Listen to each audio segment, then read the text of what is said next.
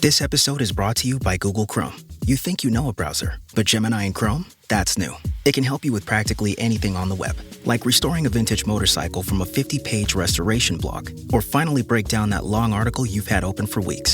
Gemini and Chrome is here for it. Ready to make anything online make sense? There's no place like Chrome. Check responses, setup required, compatibility and availability varies, 18+.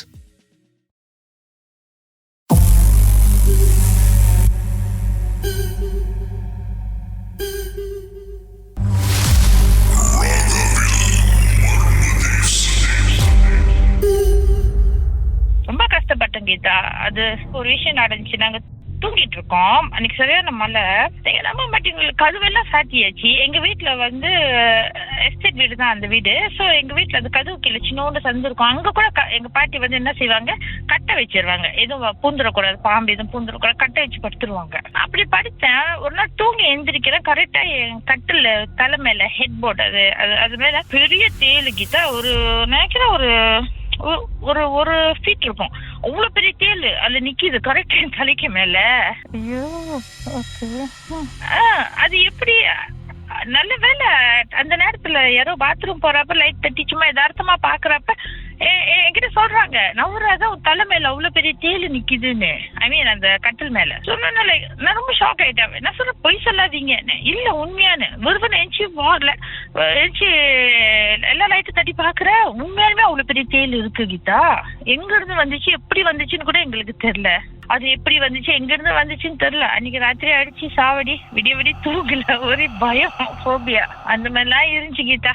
ரொம்ப கஷ்டப்பட்டோம். ஆனா சித்தியோட பாய் ஃப்ரெண்டோட முகம் வந்து ரொம்ப ஃபெமிலியரா உங்களுக்கு ஏன் இருக்குன்னு தெரியல. ஆனா நீங்க அவரை பார்த்ததே இல்ல. ஆமா, பார்த்ததே இல்ல. ஆனா எல்லாரும் எங்க ஃபேமிலியில எல்லாரும் சொல்லுவாங்க, என்ன பார்த்தா எங்க சித்தி பார்த்த மாதிரியே இருக்குன்னு சொல்லுவாங்க. நான் வந்து அவங்க மாதிரியே தான் இருக்கேன். அந்த ஃபேஸ், இந்த கலரு, அந்த ஹைட் எல்லாமே அப்படிதான் சொல்லுவாங்க. எல்லாமே நீ உன் சித்தி மாதிரியே இருக்குன்னு தான் சொல்லுவாங்க.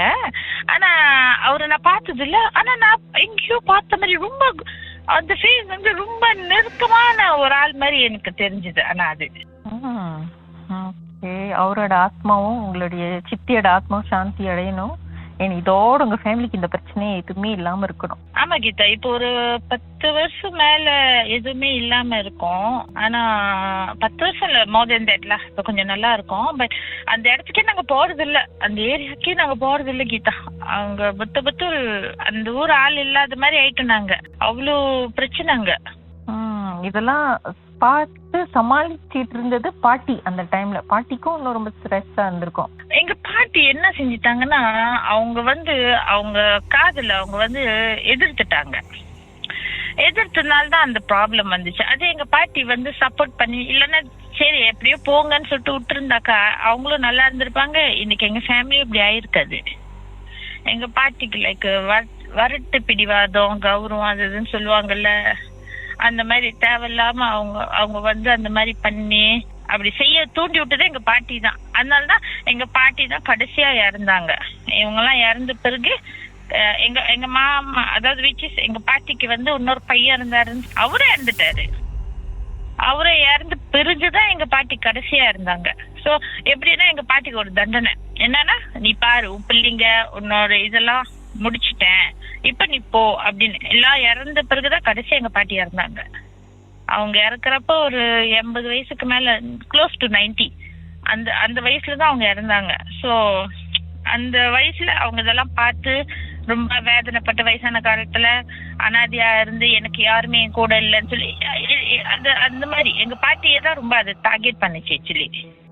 அந்த சின்ன வயசுலயே பாருங்க, உங்களுக்கு எவ்வளோ சவால், எவ்வளோ இழப்புகள், எவ்வளோ ஃபேமிலியோட லாஸ். அம்மா இறந்தது, அப்புறம் தாத்தா இறந்தது, உங்களுடைய அண்ணன் இறந்தது, அப்பாக்கு அடிபட்டது, அப்புறம் தாய் மாமன் இறந்தது, அப்புறம் எங்க பாட்டி இறந்தது. தாய் மாமன் கூட கொஞ்சம், எங்க அண்ணன் இறந்து ஒரு வித்தின் ஒரு 4 இயர்ஸ்ல எங்க தாய் மாமாவும் இறந்துட்டாரு. அவரும் போயிட்டாரு. அவரு எப்படி அடிபட்டாருன்னு தெரியல கீதா. மோட்டர்ல போயிருந்திருக்காரு, வீட்டுக்கு வரவே இல்லை. காலையில பார்த்தா ரோட் சைட்ல உழுந்து இறந்துருக்காரு.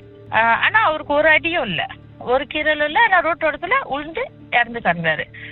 போஸ்ட்மார்ட்டம்ல ஹார்ட் அட்டாக் கூட போடல. ஒரு அடி மண்டையில எங்கேயும் அடிபட்டு இருக்கு.